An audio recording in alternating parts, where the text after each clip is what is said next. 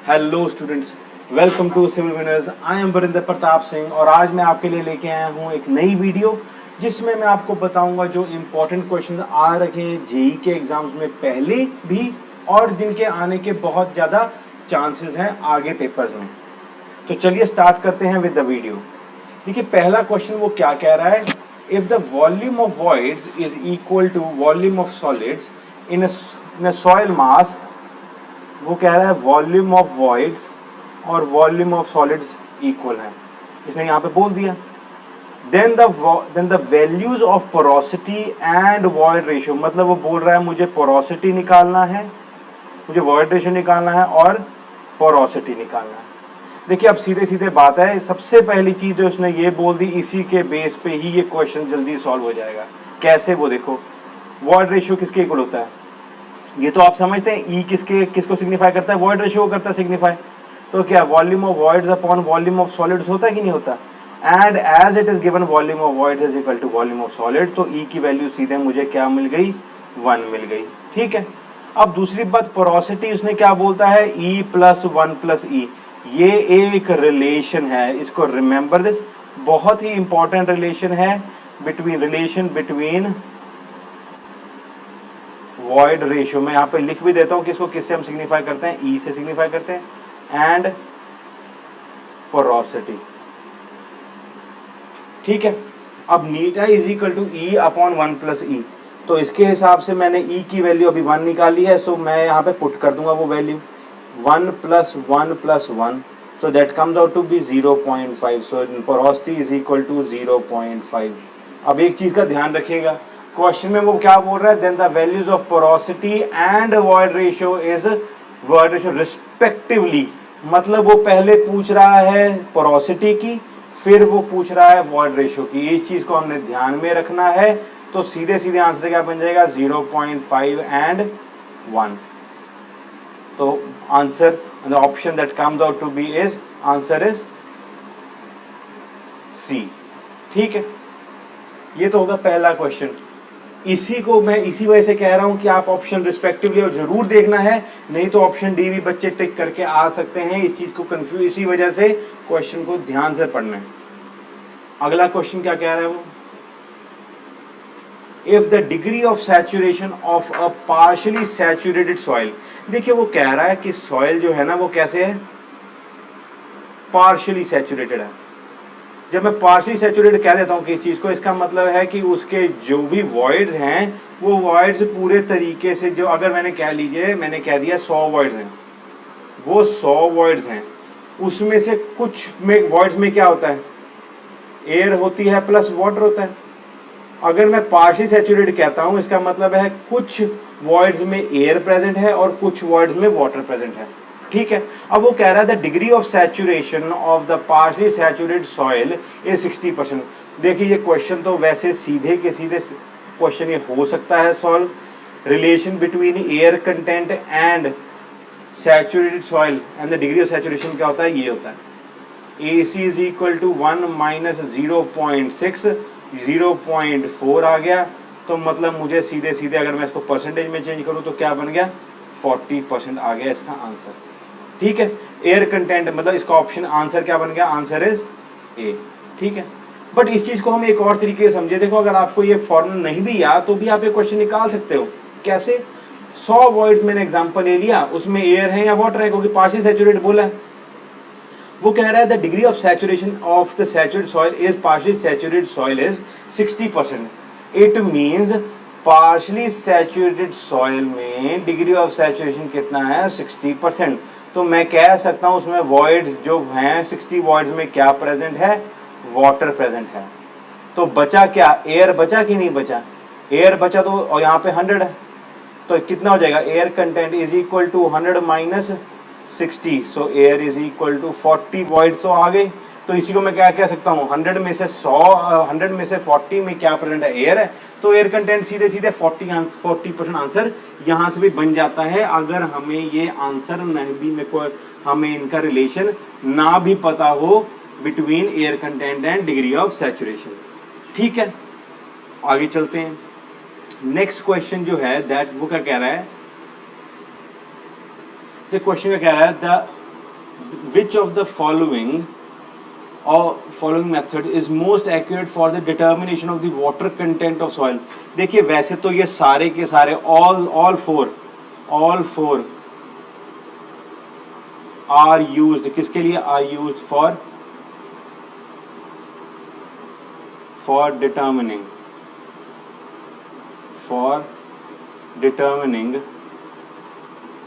Water content. इस चीज को हमेशा याद रखिएगा। बट बात ये है कि ये सारे तो यूज होते हैं, बट उसने क्या कहा है जो मोस्ट एक्यूरेट है। तो रिमेंबर दिस, इसको आपको रिमेंबर रखना पड़ेगा। इसमें कुछ भी समझाने वाली चीज नहीं है। यू हैव टू रिमेंबर कि oven drawing method is most accurate. बस इसमें थोड़ा सा याद रखिए कि सैंपल लिया, सॉइल का सैंपल लिया हमने, बाहर से सॉइल का सैंपल लिया, उसका हमने वेट किया, वेट मतलब उसका वजन लिया, उसके बाद हमने उसको ओवन में रख दिया, ओवन में कुछ टाइम के लिए रखा, कुछ घंटों या 24 कुछ टाइम के लिए हमने उसको रखा। उसके बाद वो ओवन में क्या होगा, टेम्परेचर ज़्यादा होगा, पानी एवेपोरेट हो जाएगा, सॉइल क्या रह जाएगी, सूखी रह जाएगी। हमने बाहर निकाला, फिर से उसका वज़न किया, जितना वज़न कम हुआ होगा वो मुझे बता देगा उसमें इतना अमाउंट ऑफ वाटर प्रेजेंट था विद रिस्पेक्ट टू सॉइल। तो वहां से मैं एयर कंटेंट या सॉरी वाटर कंटेंट निकाल सकता हूं। ठीक है, आगे at liquid limit all soil possesses. देखो बड़ा ही इसमें कोई वो नहीं है कि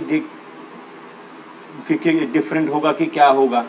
सीधी बात यह है कि इसका answer is A.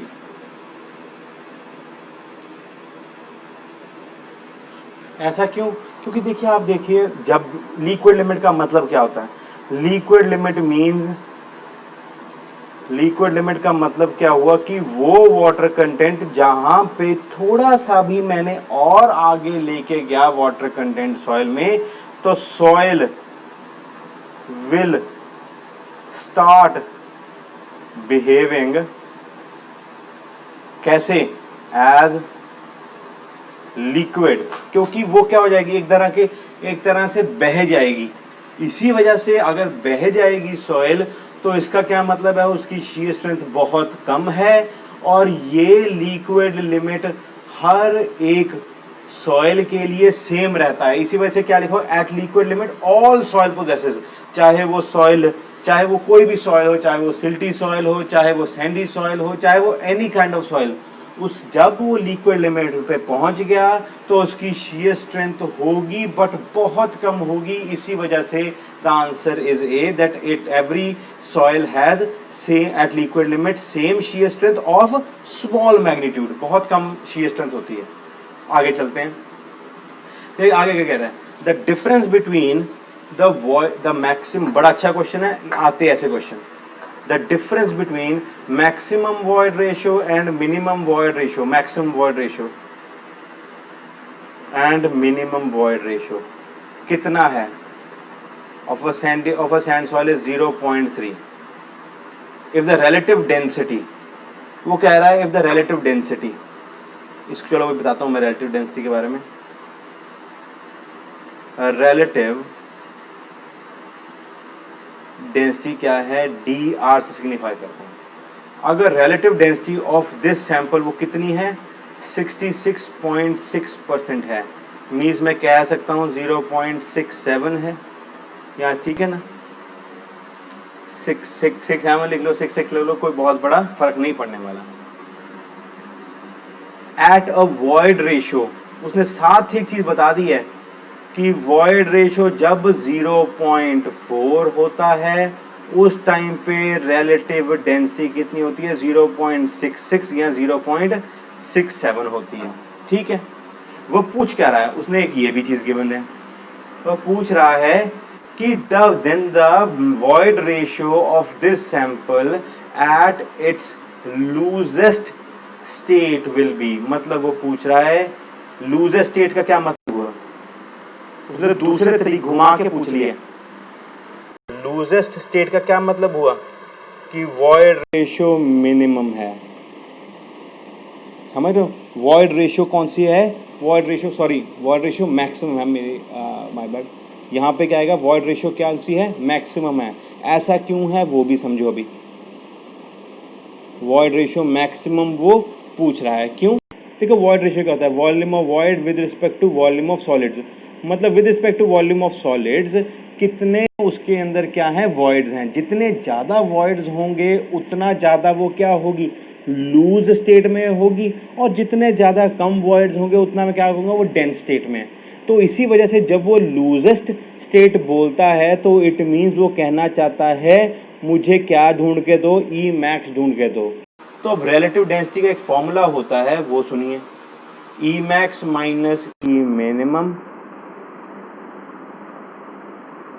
Upon E max. यहाँ पे एक और चीज है, कर लिए यहाँ पे ई मैक्स माइनस ई अपॉन ई मैक्स माइनस ई मिनिमम। ये फॉर्मूला होता है and never ever forget it. बहुत ही इंपॉर्टेंट फॉर्मूला है। देखो अब रिलेटिव डेंसिटी तो हमें गिवन है, कितनी है? 0.67। ई मैक्स गिवन है हमें?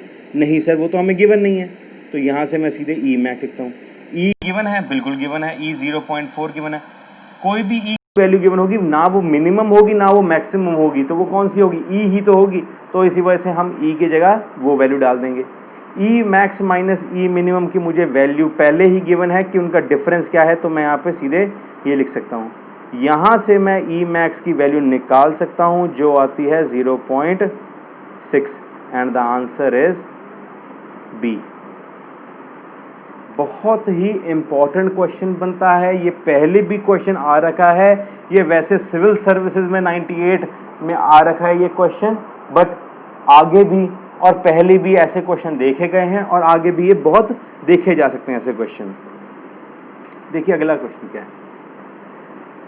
What a sample of solid has following properties. क्या प्रॉपर्टीज हैं? लिक्विड लिमिट 45% है, प्लास्टिक लिमिट 25% है, श्रिंकेज लिमिट मुझे कितनी गिवन है? 17% गिवन है। नेचुरल वाटर कंटेंट मतलब W की बात कर रहा हूँ, कोई भी, क्योंकि इन्होंने कोई ये लिक्विड लिमिट की तो बात नहीं की ना लिक्विड लिमिट है ना प्लास्टिक लिमिट, मतलब कोई भी नेचुरल वाटर मॉइस्चर कंटेंट, मतलब कोई भी ऐसे टाइम स्टेट के ऊपर कोई लिक्विड लिमिट होगी, वो कितनी है? 30% है। तो वो पूछ रहा है मुझे ये बताइए कि कंसिस्टेंसी इंडेक्स क्या होगा इसका। अब आप पूछेंगे सर कंसिस्टेंसी इंडेक्स क्या होता है? वो देखिए, कंसिस्टेंसी इंडेक्स जिसको CI से या IC से भी हम कर देते हैं सिग्निफाई, वो किसके इक्वल होता है? WL minus W upon WL minus WP। This is the formula of consistency index. Important है, याद रखने वाला है। अब इसको देखिए क्या है? WL minus WP। WL कितना है? लिक्विड लिमिट कितना है? 45, मतलब मैं 0.45 लिख देता हूँ, माइनस 0.3। ये देखो W, कोई भी लेवल पे W गिवन है। WL मुझे पता है, हाँ पता है, कितना है? 0.45 माइनस 0.25। यहाँ से मुझे क्या मिल जाएगी? IC की वैल्यू मिल जाएगी। एंड IC की वैल्यू कितनी आती है वो देखो, 0.15 अपॉन 0.2। पॉइंट घट गया, कितनी value I? 15/20। This is the value जो मुझे मिला है, और इसी वजह से इसका आंसर बन जाता है ऑप्शन नंबर ए। ठीक है, बट इस क्वेश्चन में मैं आपको, अगर कंसिस्टेंसी इंडेक्स की बात हुई है तो मैं आपको लिक्विड, एक और इंडेक्स होता है जो होता है लिक्विडिटी इंडेक्स, मैं इसके बारे में भी आपको साथ ही बता देना चाहता हूँ ताकि आप इसको भी समझ पाएँ कि ये क्या होता है। लिक्विडिटी इंडेक्स क्या होता है? W minus WP upon WL minus WP। देखो फ़र्क कुछ नहीं है, सिर्फ न्यूमरेटर में फ़र्क है। जहाँ पे कंसिस्टेंसी इंडेक्स पूछा है वहाँ पे WL माइनस W लिखा हुआ है, लिक्विडिटी इंडेक्स पूछा है तो वहाँ पे W माइनस WP हो जाएगा। इसको याद करने का जो मैंने तरीका ढूंढा वो ऐसा है कि लिक्विडिटी में क्या होता है? लिक्विडिटी में पहले स्टार्ट कहाँ से होता है? L से स्टार्ट होता है। इसका मतलब है न्यूमरेटर में L नहीं आएगा। इस चीज़ को ऐसे याद रखिएगा, मतलब जो मैंने तरीका अपनाया था। क्योंकि इसमें कन्फ्यूजन होनी काफ़ी ज़्यादा प्रोबेबिलिटी होती है कि कन्फ्यूजन हो सकती है। ये भी बड़ा इंपॉर्टेंट फॉर्मूला है, तो इसको भी हमेशा याद रखेंगे हम। ठीक है, आगे चलते हैं।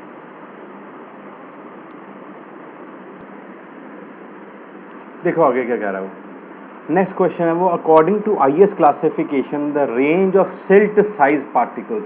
क्योंकि आप भी समझते हैं, देखो वो कहना चाहता है कि आईएस क्लासिफिकेशन जो होती है ना, आईएस क्लासिफिकेशन, उसने डिफरेंट जितने भी साइज़ हैं पार्टिकल्स के, उसके हिसाब से साइज़ ऑफ पार्टिकल्स के हिसाब से उन्होंने डिफरेंट नाम दिए हैं। वो कौन कौन से, जैसे मैं कह सकता हूँ सैंड है, सिल्ट है, क्ले है, ग्रेवल है, इन सब के कुछ साइजेस के हिसाब से इनको डिस्टिंग्विश किया गया है। उसके बारे में मैं थोड़ा सा आपको बताना चाहता हूँ। देखिए जैसे हमने कोई भी कह लीजिए ग्रेवल की बात कर लें, अगर हम पहले सबसे बड़े से स्टार्ट करते हैं, ग्रेवल की बात करूं तो उसका जो साइज़ होता है that is 4.75 mm to 80 mm। इस साइज़ का जब बीच में ही अगर पार्टिकल का कोई साइज़ हुआ या कोई ऐसे एग्रीगेट का साइज़ हुआ तो मैं उसको क्या कहूँगा, ग्रेवल कहूँगा। वहीं पे अगर सैंड है, सैंड का 4.75 mm से लेके 0.075 mm तक पार्टिकल का साइज़ हुआ तो मैं इसको कहूँगा सैंड है वो। ठीक है, अगर आगे चलता हूँ, अगर 0.075 mm से लेके 0.002 mm के बीच में पार्टिकल साइज का रेंज है, दिस सिग्निफाइज कि वो पार्टिकल कौन सा है, सिल्ट पार्टिकल है। लास्ट आता है क्ले। इट इज़, अगर कोई पार्टिकल का साइज लेस देन किससे 0.002 mm से कम है तो मैं कहूँगा कि वो पार्टिकल कौन सा है, क्ले पार्टिकल है। और हमसे पूछा किसका गया था, सिल्ट का पूछा गया था, तो सीधे सीधे इसका आंसर बनता है, the answer comes out to be as option B. Remember this. ठीक है, इनके पार्टिकल्स के साइज का रेंज हमेशा याद रखना, क्योंकि ये नॉर्मली भी आना चाहिए सॉइल अगर आप पढ़ रहे हो तो। देखिए नेक्स्ट क्या है, मैकेनिकल स्टेबलाइजेशन। ये मैकेनिकल स्टेबलाइजेशन क्या होती है वो देखिए। मैकेनिकल स्टेबलाइजेशन का मतलब होता है कि हमने कोई भी पार्टिकल या कोई भी हमने सॉइल है ना, उसका समझ लीजिए मैंने कहा यार कि ये एक सॉइल है, कोई भी, let me just correct it, मैंने कहा यार ये कोई सॉइल है और इसके ऊपर मुझे क्या बनाना है, बिल्डिंग बनानी है। What I want to make is a building, ठीक है ना, अबव दिस सॉइल। तो आप एक चीज़ समझिए, ये बिल्डिंग क्या करेगी, स्ट्रेस लगाएगी।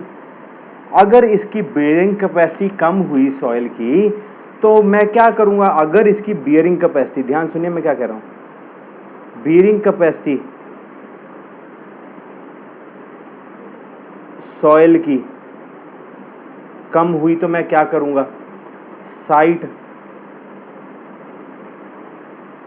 चेंज कर दूंगा। साइड चेंज हो सकती है, नहीं तो साइड चेंज की, बट अगर एट द सेम टाइम अगर मुझे लगा कि साइड चेंज नहीं करनी, मुझे तो इसी सॉइल के ऊपर यहीं पे बिल्डिंग वो बनानी है, तो अब क्या करेंगे, अब मुझे पता है कि ये सॉइल जो बिल्डिंग में बनाना चाहता हूँ उसको बियर नहीं कर पाएगी लोड को इसकी, क्योंकि बियरिंग कैपेसिटी कम है। बट यही साइट मैंने चुनी है बनाने के लिए, तो मैं क्या करूँगा, मैं इंक्रीज करने की कोशिश करूँगा।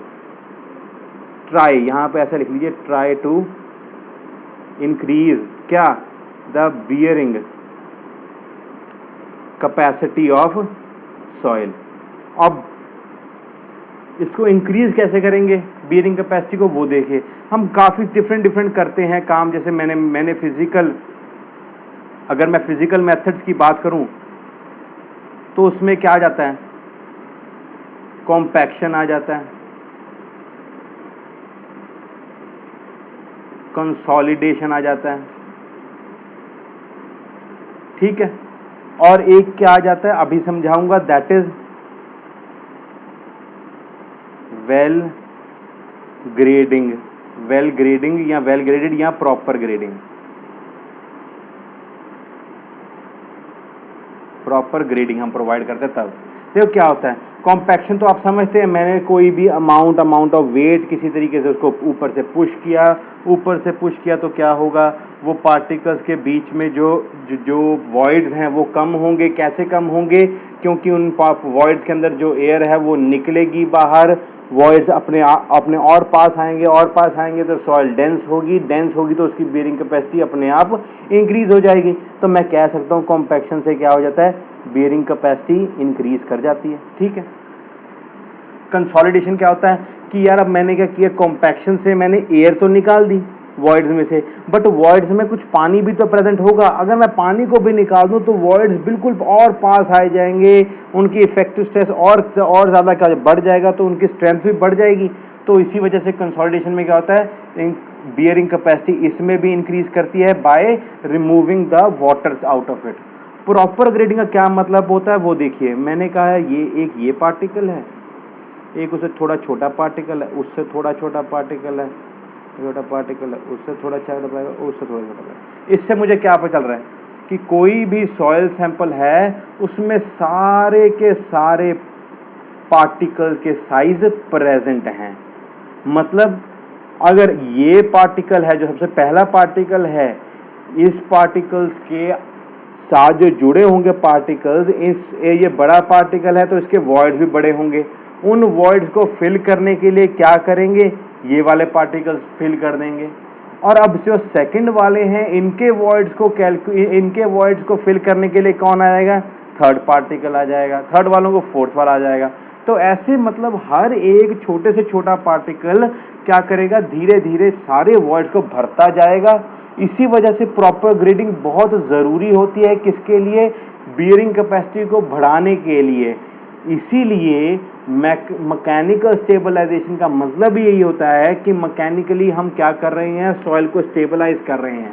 सॉइल को स्टेबलाइज मतलब बियरिंग कैपेसिटी बढ़ा रहे हैं, बियरिंग कैपेसिटी बढ़ा रहे हैं। इसी वजह से आपको ऑप्शन दिख रहा है, मैंने अभी बताया भी है लास्ट में, प्रॉपर ग्रेडिंग। इसीलिए आंसर क्या हो जाएगा, answer will be option D. ठीक है, आगे चलते हैं। नेक्स्ट क्वेश्चन क्या कह रहा है वो, the foundation soil under the toe of a dam has a void ratio of E. Void ratio क्या गिवन है, वॉइड रेशियो हमें गिवन है ई। ठीक है। The specific gravity is G, factor of safety बहुत इंपॉर्टेंट, यहाँ पे question सारा चेंज हो जाता है। फैक्टर ऑफ सेफ्टी क्या है, that is given as 2.5। So the critical, the maximum permissible upward exit gradient is given by. देखिए एग्जिट ग्रेडियंट, इसको अब मैं थोड़ा सा समझाना चाहूँगा, बस थोड़ा समझाता हूँ कि एग्जिट ग्रेडियंट क्या होता है। मैंने यहाँ पे कोई भी एक डैम बनाया, रेजर्वायर बनाया, उसमें यहाँ पे कुछ पानी है, कुछ यहाँ पे पानी होगा, यहाँ से पानी सीप करता करा दूसरी तरफ जाने की कोशिश करेगा, यहाँ से भी सीप करेगा दूसरी तरफ से जाने की कोशिश करेगा। जब यहाँ पे अपवर्ड साइड की तरफ फोर्स लगेगा तो क्या हो जाएगा, अगर ये डाउनवर्ड, ये पानी क्या कर रहा है, ये पानी डाउनवर्ड फोर्स लगा रहा है, और ये का क्या लगा रहा है, ये अपवर्ड फोर्स लगा रहा है, जो पानी सीप होता हुआ दूसरी तरफ जा रहा है। तो जब अपवर्ड फोर्स किसके इक्वल आ जाएगी, डाउनवर्ड फोर्स के इक्वल आ गई, तो उसको मैं क्या कहूँगा, क्रिटिकल कंडीशन कहूँगा। मैं उसको क्या कहूँगा, I will call it as critical, थोड़ा साफ करके लिख देता हूँ, क्रिटिकल कंडीशन, इसको याद रखना। ठीक है। अब क्रिटिकल कंडीशन आ गया तो इसका एग्जिट ग्रेडियंट या इसका क्रिटिकल हाइड्रोलिक ग्रेडियंट क्या होता है, कहाँ पे, क्रिटिकल कंडीशन के टाइम पे, that is given bye G-1/1 + E। इसको कभी नहीं हमने भूलना, ये बहुत ज़्यादा इंपॉर्टेंट फार्मूला है। ठीक है। अब बात क्या आती है कि सर फैक्टर ऑफ सेफ्टी भी तो है, तो फैक्टर ऑफ सेफ्टी है, इसका मतलब मैं क्रिटिकल हाइड्रोलिक ग्रेडियंट को क्या करूँगा, IC will be equal to 1/2.5 upon G-1/1 + E, यही लेके चलूँगा। इसी वजह से IC की वैल्यू, क्योंकि मैंने फैक्टर ऑफ सेफ्टी लगा दिया 2.5 का, तो यहाँ से वैल्यू कितनी आ गई, 0.4 G-1/1 + E। तो दिस इज द आंसर। इसी वजह से इसका आंसर बनता है, आंसर इज ऑप्शन डी। ठीक है, आई होप आपको ये सारे क्वेश्चन समझ आए होंगे। मैं और भी ऐसी वीडियोस आपके लिए लेके आता रहूँगा, और अगर आपने एनवायरनमेंट के क्वेश्चंस करने हैं या एनवायरनमेंट अच्छे तरीके से समझनी है तो आप मेरी एनवायरनमेंट की प्लेलिस्ट जो मैंने वीडियोस बनाई हैं वो आप ज़रूर देखिए। आपको एनवायरनमेंट का हर एक डाउट उसमें आपको क्लियर हो जाएगा। मिलते हैं ऐसी ही एक नई नेक्स्ट वीडियो में, तब तक के लिए थैंक यू सो मच।